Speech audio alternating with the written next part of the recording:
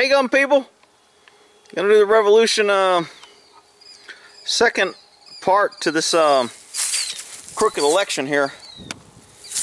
Man, it's a great morning out here. Sun's coming up. It's nice and cool, 60 degrees or so. I love it. Winter's coming. So, what if the election is thrown? How?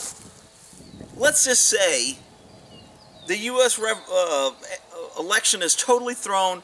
It become a farce, and it incites enough people to say, you know what, enough's enough. What's going to happen? Well, I don't see it happening, and of course I would never encourage a violent, it's funny, the definition of terrorism is doing acts of violence or threats of violence in order to promote a political position. And that is the definition of government. I mean, government's always threatening to take your home, to fine you, to put you in jail, to seize your property. They do all these threats and violence to literally take you into custody and put you in jail if you don't abide by their rules that only promote government. I mean, government is the definition of terrorism, and yet they tell the sheep, hey, you damn domestic terrorists who think this Constitution is a good thing, you're the problem. So anyway, look, the only people that are getting attention in this country right now are the ones burning down their neighborhoods, shooting and killing people and raising hell and saying enough's enough and fighting back against the government.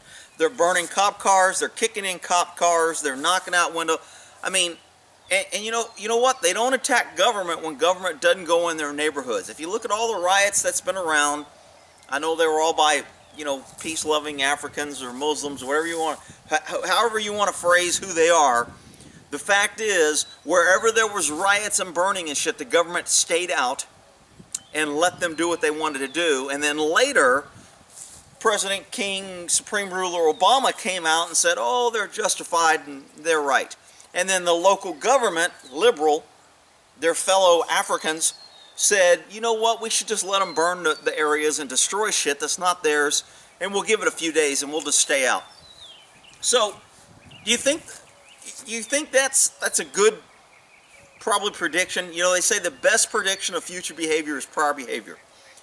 Will the government continue to wait out when people riot, get upset, destroy things, give it a few days to cool off, and then come in? Okay, I don't think the government necessarily does that because they're being kind and thinking and thought process. Government does it because it benefits them and it's smart. They're not prepared for it. They can't react to it quick enough. They can't overpower and come in with a stronger force. So their really only option is, and to save face, is just say, we're going to wait and we're going to allow you to riot and destroy things, and we're not going to come in and kill you and overpower you. They don't do that because they're nice and they love you. They do it because they were caught unprepared. They didn't have a plan. There wasn't signs that led to this. Now, when there's big cases and there's going to be a trial, an OJ trial, they usually up their forces, they get more people in, and they plan for something like this so they can stomp it out in a hurry. But once it gets out of control and they can't stomp it out, and it takes a while to bring in the National Guard or to declare martial law or to ask the governor for a state of emergency or to have the FBI and DEA and NSA and CIA and all the other alphabet police come in, it takes time. So, what do? They tell you that we're going to allow you to blow off steam. So if the election is a fraud, and it's on either side, if Trump miraculously gets elected, which I doubt it, because I think the same idiots that elected Obama twice are going to vote for Hillary and she's going to get elected. I mean, I hate it. I don't like it. I think it's freaking foolish. And the same people that stayed home and bitched about Obama for the last 8 years and didn't vote in the last election, because the people that stayed home could have changed the election last time, but they stayed home. So, those are the people to blame. You can blame all the dumbass liberals that voted for him, but in fact, it was the dumbass Republicans that stayed home and conservatives that didn't come out and vote. So, and that's what the media wants everybody to do now. They keep coming up with these polls, and it's close, and Hillary's going to win, and everything's in it. And Trump bumped into a girl in a plane, and he's this, and he's that, and Trump's bad, and he's evil, and he's going to blow up the world. So just stay home and let Hillary be elected, and you'll be safe because the government rules on. Look, when everybody in government and power and corruption is pushing one person, we call that a clue, okay? Nobody wants Trump. The Republicans don't want him. The Democrats don't want him. The government doesn't want him. Obama doesn't want him. The corporate Google left-wing, they don't want him. We call that a clue. I think that's a good clue. I think people ought to say, you know what? Because the media, the crooked lying media, our non-free press, the crooked media that works for the left, doesn't want him, is his best endorsement. The fact that we have turncoat piece of shit Republicans like Ryan, Boner, and freaking McCain that doesn't want Trump, that's an endorsement to me. People go, oh, that's bad, his own party. Are you kidding me? That's an endorsement. I mean, when career politicians don't like somebody, I like them. Okay, when the government doesn't like something, I like it. When the people in power and the left hates and tries to tell me that something's bad, I know it's good.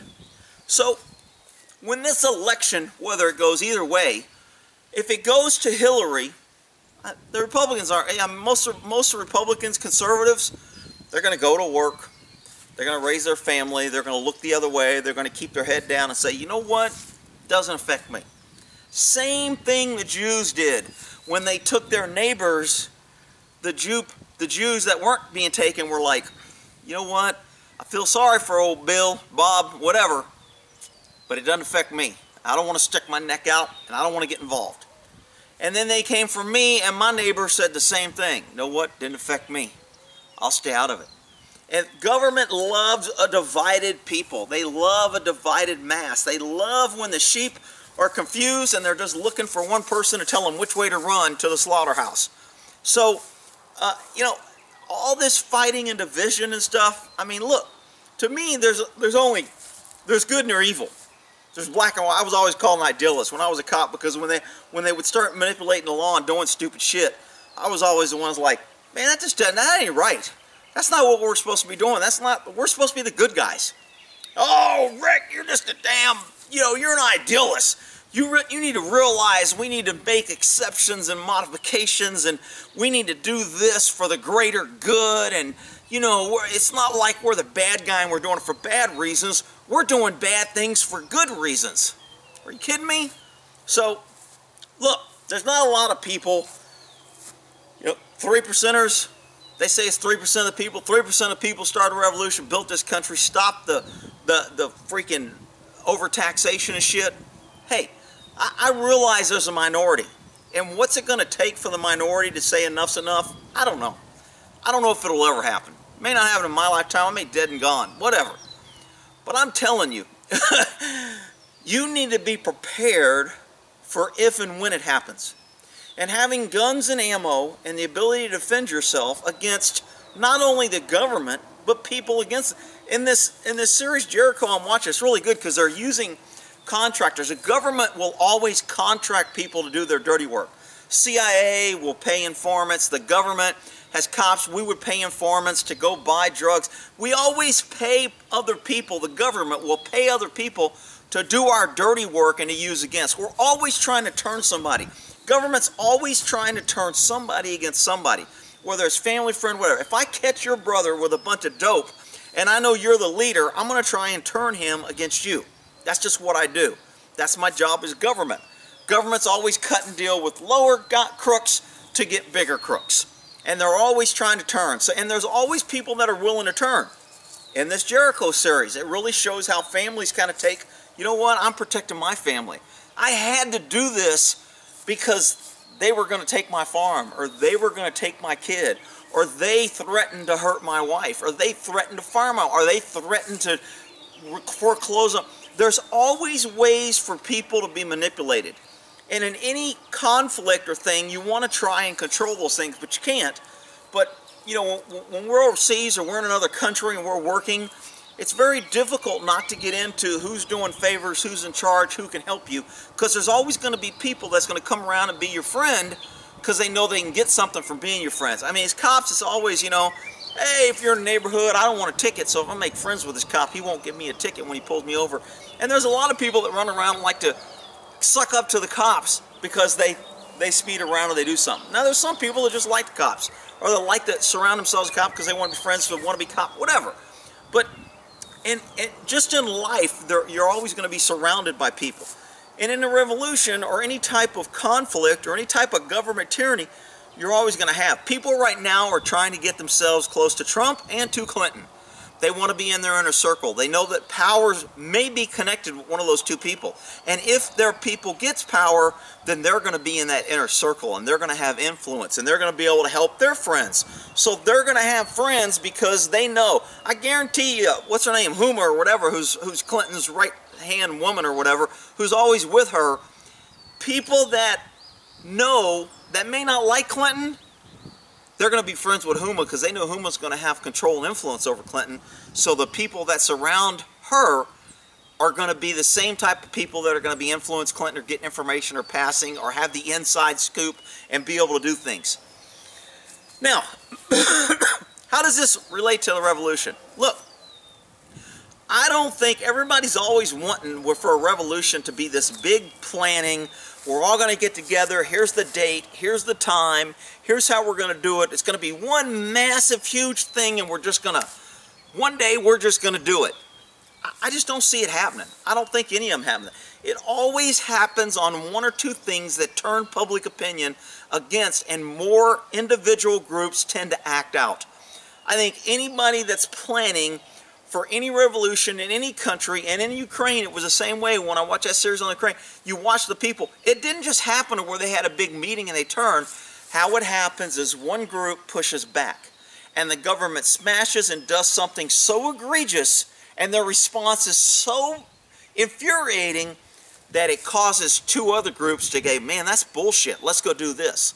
And then government attacks these two groups with massive force and kills them and inflames so many people. Four other groups go, man, that's bullshit. We need to do something. What people who love this country need to remember is you need to be ready for when that first one happens to where everybody joins in and sticks together. You know, a revolution can take years. I mean, it can take a long time. And there's these, you know, Ruby Ridge could be the start of the revolution, if you want to call it. Waco, the start of the revolution. Government oppresses so much, and somebody stands up, and you know, and it really kills me. They shot some woman holding a baby, and the country just kind of went, well, you know, I mean, it's only the FBI and DEA, and they only had 48 to 100 people against 5, and they shot a woman in the head holding a baby because of national security, public safety, and they were in fear of their life from 200 yards away. And you know what? Country didn't really care. I mean, there was a little bit of outrage, but yeah, for the most part, shit happens. So, from a standpoint of a patriot or from a revolutionary happening, there's not going to be a planning.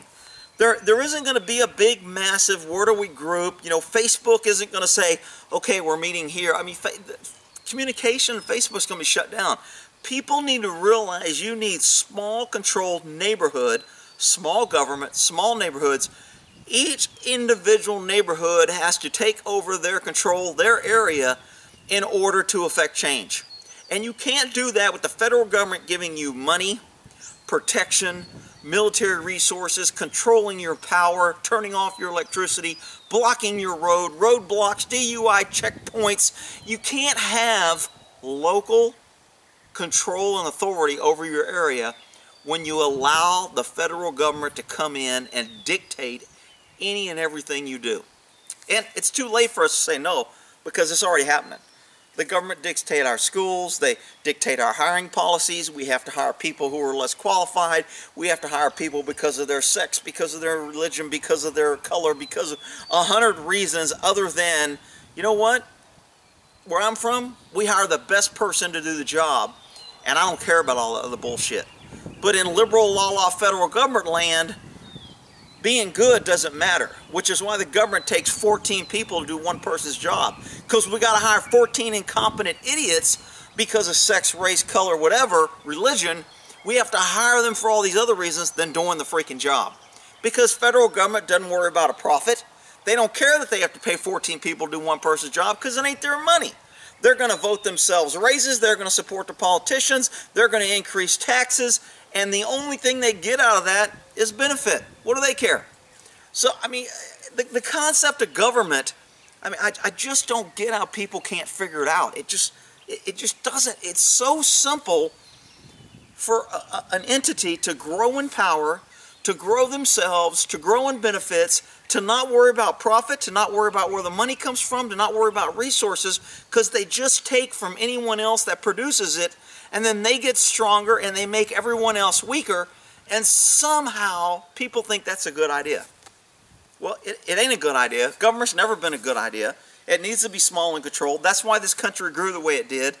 And when and if a revolution ever starts in this damn country, it's going to happen locally, individual, and it's going to happen spontaneously. It's not going to be planned. It's not going to be coordinated. I mean, as soon as you start coordinating things and start planning, now you get into what I talk about for conspiracy, where two or more people conspire to commit a crime. So when you start doing it, so the government has put in safety holds to stop people from stopping them from doing their tyranny. Gee, that's a big shocker. Somebody in power wants to stop and stomp other people from impeding on their power. Damn, I never heard of that before. That's a shocker. They ought to teach that in school. Maybe that's in a history book somewhere throughout freaking time, that people in power will always confront, stomp, and massacre anyone that challenges that power. You might be able to find that if you do a really good search. I'm sure Google has it. Probably under the third bathroom rule law or something. But I guess when I started thinking about this and watching Jericho, I was just watching how they were returning families, and each town is in their own little benefit, and each town is having a problem fighting it, and the government is able to come in and kind of intimidate, control, bring a little bit of law and order, bring a little bit of protection, bring a little bit of safety, because you know what? Total freedom isn't safe. Total freedom allows idiots to go out there and do stupid things and get themselves killed or other people killed. So, I mean, each society or each group has to kind of figure out how we're going to deal with people who are stealing and robbing and raping. You know what I mean? And in the Middle East, they're cutting off hands. And you know what? I don't really give a shit if they want to do that. If they want to cut off somebody's hands for stealing, if they want to cut off somebody's penis for molesting a kid, I don't have a problem with that personally, but I'm just some crazy guy. But you know, in our society, we don't do it that way. We have to hire lawyers and give them free legal and protect their rights and house them and give them free medical and put them in jail for 20 years and say that's justice, and give some lawyer the right to appeal and spend taxpayer money for 20 freaking years to try and get this guy out, and then we let him out and he rapes again and does something. We blame the people for not passing more taxes because the government had more money than they could have helped him. I mean, it just doesn't make no damn sense. But, I mean, that's just the world we live in. So, for anybody out there who's trying to study revolution, trying to understand, I'm assuming if you're watching these revolution series, you kind of see what's coming, the path. It's going to happen locally, and it's going to happen among the townspeople, and it's going to be planned in local areas, and they're going to take over local governments. And if every local government is taken over, then the federal government is going to be spread too thin to go and tackle each. However, if only one or two local governments are taken over, then the federal government can easily do their massing, use their power, planes, equipment, guns, etc., come in and mash one or two places. But you can't mash 100 or 1,000 places. You can't do it. So the revolution is going to have to be widespread, and it may only be widespread in states. I happen to think Texas will probably have more local communities say, hell no, enough's enough if something happened, than let's say California, who are used to being sheep, who will be like, come in and save us, come in, help us, come in and give us free stuff. We just want to sit around because we're all freaking idiots and we're liberals. So New York, California, I don't think you're going to have a bunch of small places. They're going to be crushed pretty quickly. But in your states where they still have freedom, and they have people who understand freedom in our country, Oklahoma, Texas, some of your other places, Arizona, there's gonna be a lot of local stuff, and the government's gonna have a much harder time to take those states. And if the states are smart, they're going to side with the local governments and say, federal government, keep your nose out of it, which they ought to be doing now, and there ought to be a convention of states. And after this election, they ought to be a convention of states, and there should have been a convention of states 20, 30 years ago to stop our federal government. But you know what? Nobody cares. I mean, it just amazes me. And again, I was talking to people at the gun show on how nobody cares. The biggest thing that shocks me is how nobody cares. And then I look at videos of the thousands of Jews waiting in line to get on a plane or to get on a train, and I'm glancing around at their faces, and you know what? Nobody cared. They just, you know what? It is what it is. We just got to do what we're told. I mean, you know, they got the numbers and they got the thing, and it ain't worth dying for. I mean, it ain't worth fighting and standing up and dying fighting. It's easier to just get on a train and die their way. Starvation, get cooked in a stove, you know, carrying out our own bodies, digging our own graves, getting shot in the back of the head. That's a lot easier than standing up and saying, I'm going out fighting. And I just don't get it. But I'm not like most people. So hopefully you get a little bit about not looking for the big leader or the great revolutionary leaders.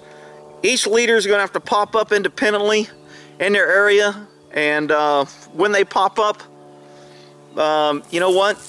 You're going to have to fight locally and do things locally, because that's just the way it is. All right, we'll end that there.